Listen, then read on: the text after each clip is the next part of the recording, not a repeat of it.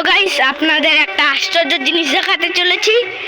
হঠাৎ করে আমার বুনু দেখলো আমাদের বুনুদের ঘরের পুরো পাশ থেকে জল উঠছে। এই দেখুন গাইস, এই যে জল চলে এসেছে, এই যে জল আর জল উঠছে হলো এই জায়গা থেকে।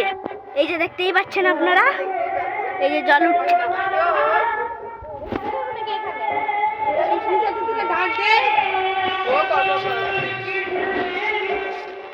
এই যে জল, সব জল হঠাৎ করে আসা।